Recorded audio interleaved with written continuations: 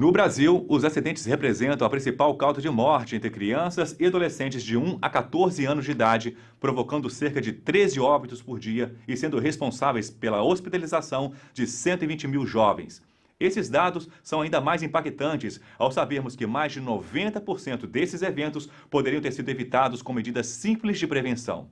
Inclusive, impressiona saber que muitos desses acidentes acontecem dentro de casa, local onde, a princípio, as crianças devem ter liberdade para circular, explorar e se desenvolver de forma saudável e segura. Dados levantados pela Sociedade Brasileira de Pediatria indicam que no Brasil ocorrem cerca de 200 mil acidentes domésticos por ano com crianças. E durante o período de férias escolares, este índice aumenta em 25%. Diante deste cenário, podemos considerar os acidentes domésticos, somados a todos os outros que ocorrem na infância e na adolescência, como uma questão importantíssima de saúde pública. Prevenção de acidentes domésticos é o tema desta edição do Famílias em Pauta.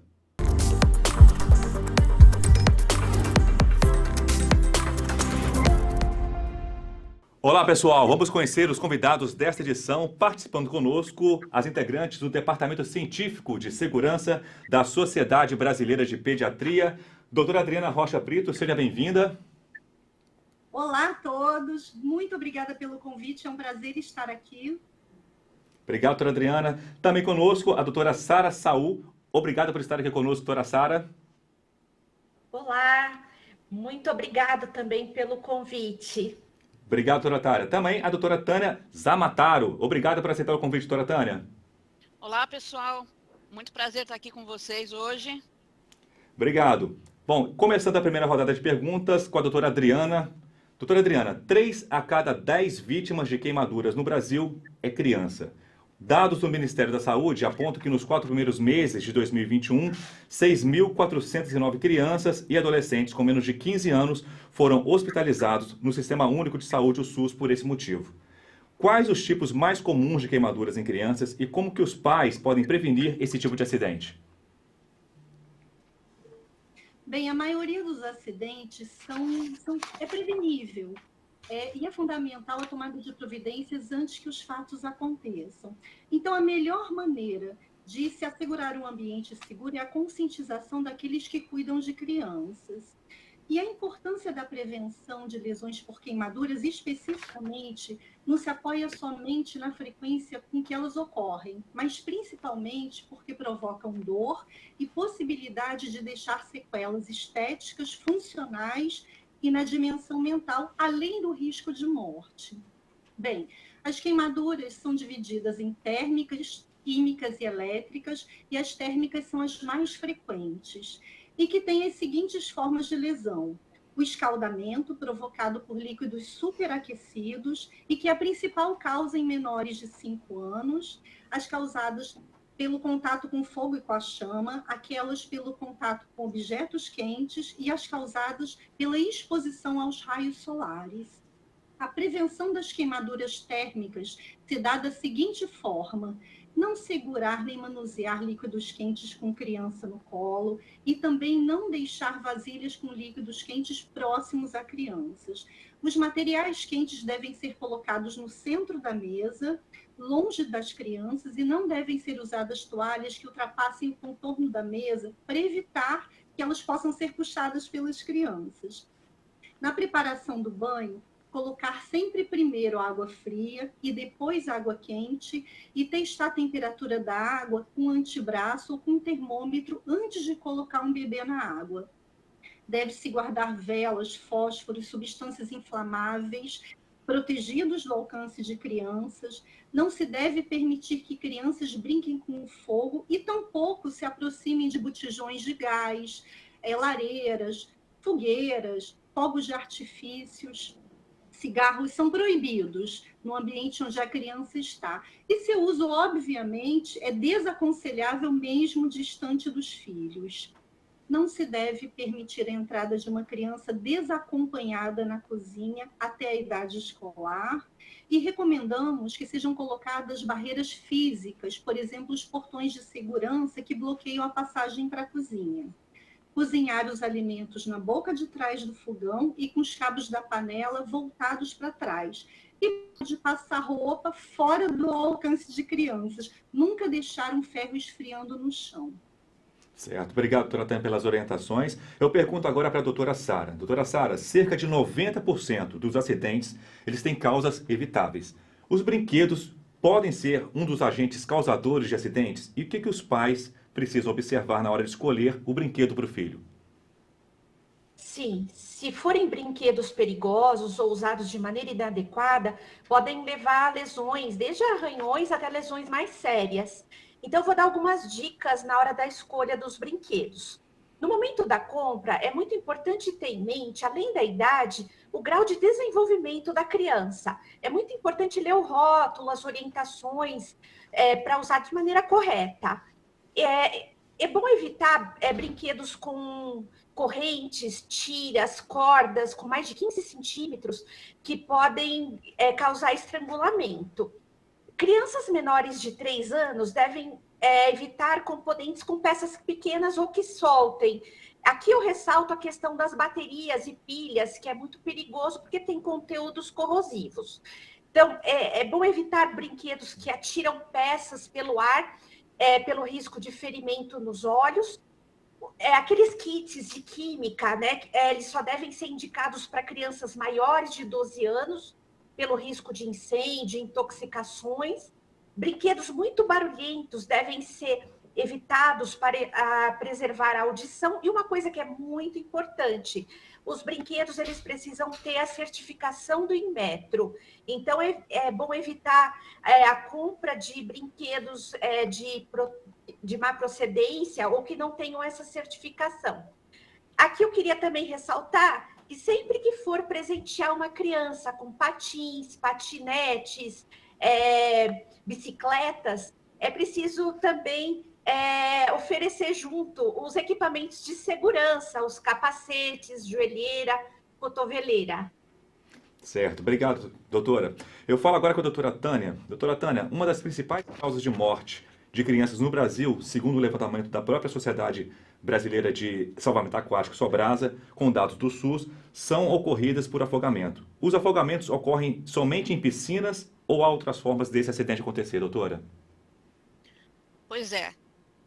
Eu acho que é um absurdo a gente, no século XXI, ter o afogamento como um dos maiores problemas de saúde pública no mundo, né?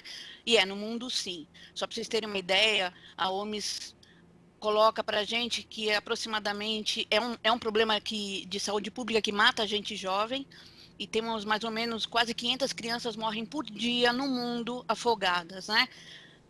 Como eu falei, é um problema no país, no mundo de uma forma geral, mas principalmente de país pobre, país em desenvolvimento. Aqui no Brasil, a gente tem uma média de 4 crianças por dia que morrem afogada, e é tão importante que a gente que já chegou a ser, já chegou hoje, atingiu a primeira causa de morte em crianças de 1 a 4 anos de idade aqui, e a segunda de 5 a 9 anos, fora a quantidade de sequelados que vão ter por causa do afogamento em si. Nós temos 2 picos, né, de maior incidência, são as crianças pequenas até 5 anos, e depois os adolescentes também, de 15 a 19 anos. E respondendo à tua pergunta, os locais onde eles mais se afogam depende muito da idade, né? Então a gente tem que crianças maiores e geralmente acima de 10 anos normalmente se afogam mais em fonte de águas naturais, então rios, represas, as praias, e os abaixo, de 9 anos para baixo, em casa e nos arredores, que é o que interessa agora na nossa conversa, né? Então seria piscinas, caixas d'água, espelhos d'água, banheiras e reservatórios de água de uma forma geral. E reservatório com pouca quantidade de água. Então, por exemplo, 5 centímetros de água é suficiente para uma criança pequena se afogar. Então, lembrando um pouquinho a anatomia da criança pequena, então abaixo de 4 anos, eles têm uma desproporção entre o segmento superior do corpo e o inferior. Em outras palavras, eles têm cabeça grande e membros superiores grandes, pesados. Isso faz com que a criança, ao se inclinar para frente, ela perca o equilíbrio com muito mais facilidade. Caindo num reservatório desses, elas têm dificuldade em se erguer. Isso, associado com uma imaturidade, uma inexperiência de sair de uma situação de risco, né, faz com que elas se afoguem com muito mais frequência. Então, nós temos como fator de risco isso, né, essas crianças pequenas, o fato de não saber nadar, isso ajuda também ao afogamento, a não supervisão, um adulto responsável é um fator de risco importante também, mesmo sabendo nadar, mas o uso de substâncias como álcool e drogas aumenta a chance de afogamento, algumas doenças como arritmias, convulsão, autistas se afogam mais, e a exposição no ambiente. E nisso eu quero lembrar, por exemplo, crianças que se afogam, mesmo sabendo nadar, em banheiras, né, jacuzzis, ou mesmo em piscinas que tem um único ralo de sucção, sem apetrechos de defesa, então sem aquela tela de proteção anti-sucção, né, anti-aprisionamento, sem o mecanismo de desarme durante um aprisionamento, e que, infelizmente, ao nadar, prende uma parte da roupinha ou o cabelo, aí segura embaixo d'água e acaba acontecendo o afogamento, né? Certo. Eu continuo com a senhora, doutora Tânia. Então, assim, como que os pais podem fazer, o que eles devem fazer, na verdade, para evitar que esse tipo de acidente, né, ocorra e que pode ser fatal? Bom, acho que assim, são os 4 passos básicos, né, da estratégia de prevenção. Primeiro é manter o ambiente seguro, né? Então, lembrar que criança abaixo de 5 anos não deve ter contato direto com nenhum recipiente de água sozinho, né? Sem supervisão direta. Então, você deixar baldes com água, banheiras, sempre deixar o balde sem água, né? Banheiras esvaziadas, aquelas piscinas portáteis, quando são usadas, acabou de ser usada, elas têm que ser completamente esvaziadas e, de preferência, guardadas, para que não aconteça nada. Por falar em piscina, você tendo uma piscina em casa, ela precisa ser bem cercada pelos 4 lados, com grades de pelo menos 1,5 m de altura. As grades, elas não podem ter espaços maiores do que 12 centímetros para que ninguém passe, que não sejam escaláveis também, e tem um portão que possa ser trancado e que não tenha como passar sem autorização. Ponto.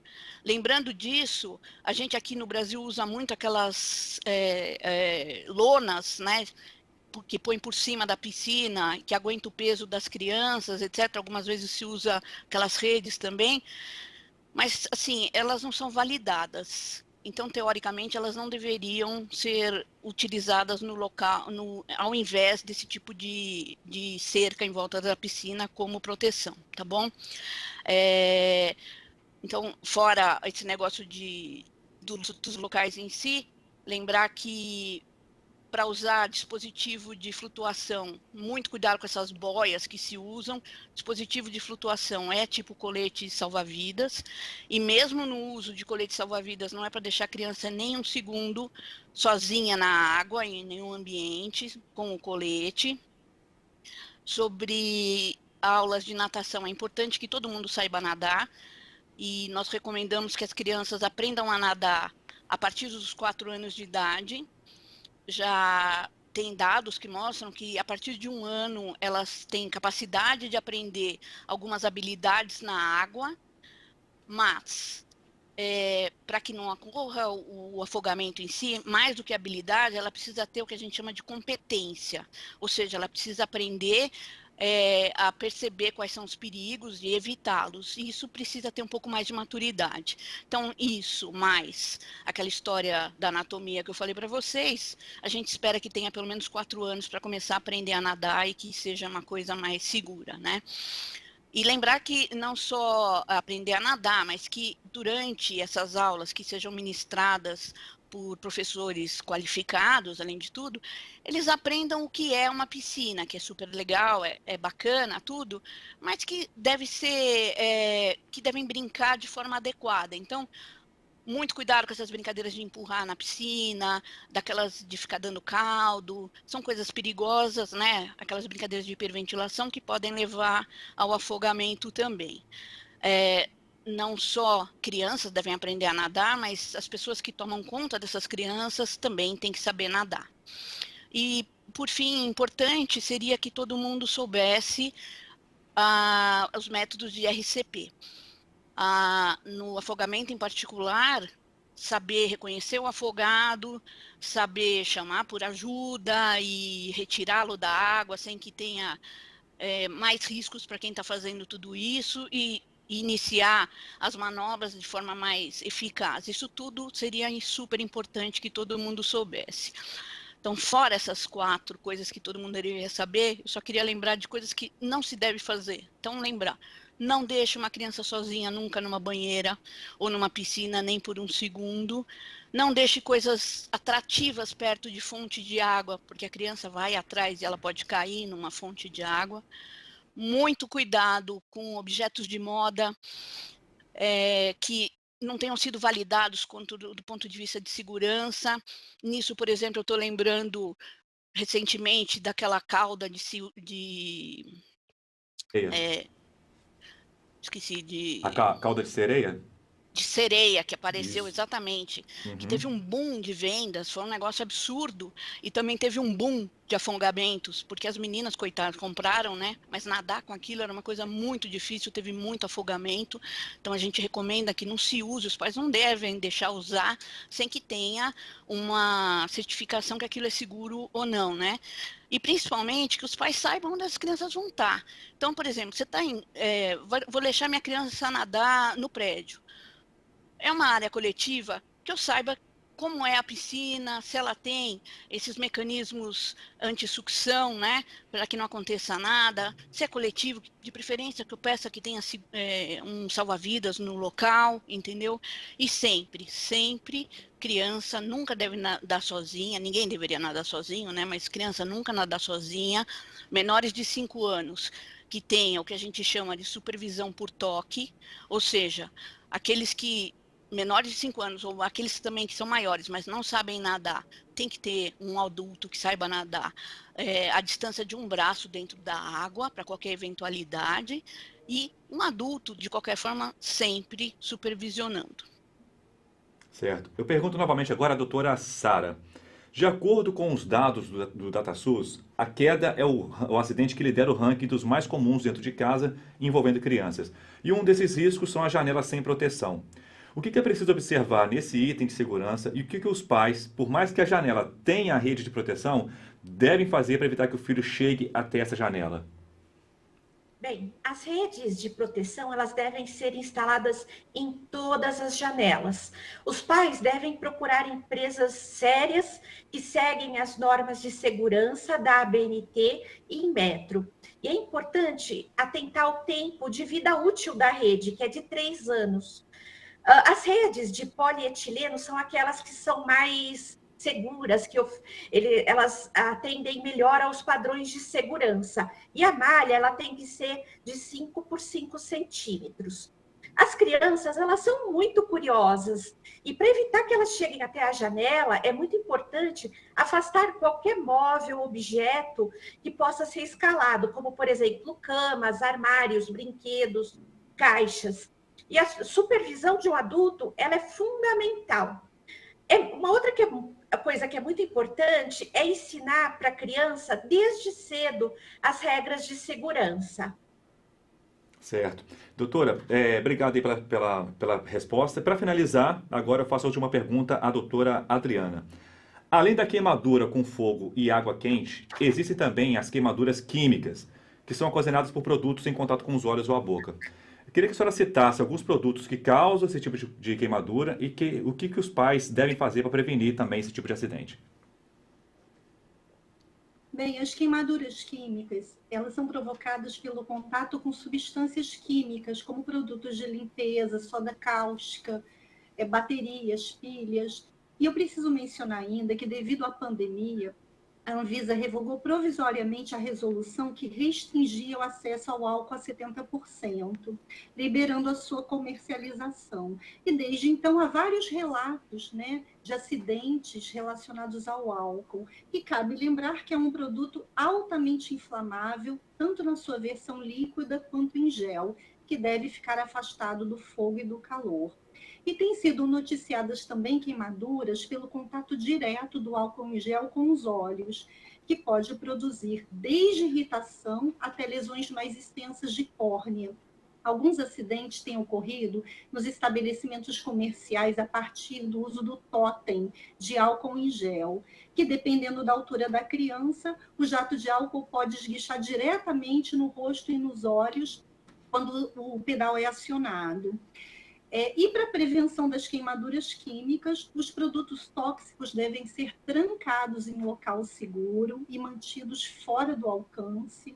Nunca transferir produtos tóxicos para embalagens atrativas, por exemplo, as garrafas de refrigerante, sempre manter nas suas embalagens originais. Não adquirir produtos de fabricação caseira e sem garantia do fabricante.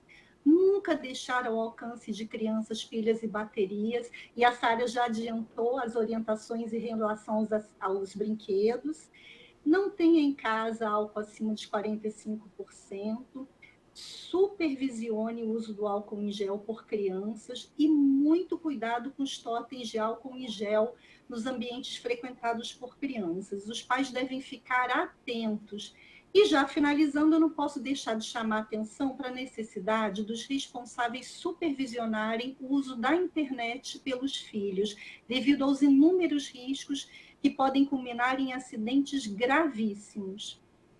Obrigado, doutora. Bom, chegamos ao fim de mais uma edição do Famílias em Pauta, né? Agradeço às doutoras Adriana, Sara e Tânia também por estarem aqui conosco, ter tirado esse tempinho para conversar um pouquinho sobre esse tema tão importante, que é manter as crianças e adolescentes em segurança. Obrigado à participação de vocês todas. Muito obrigada. Obrigado. Tchau, tchau. Obrigada.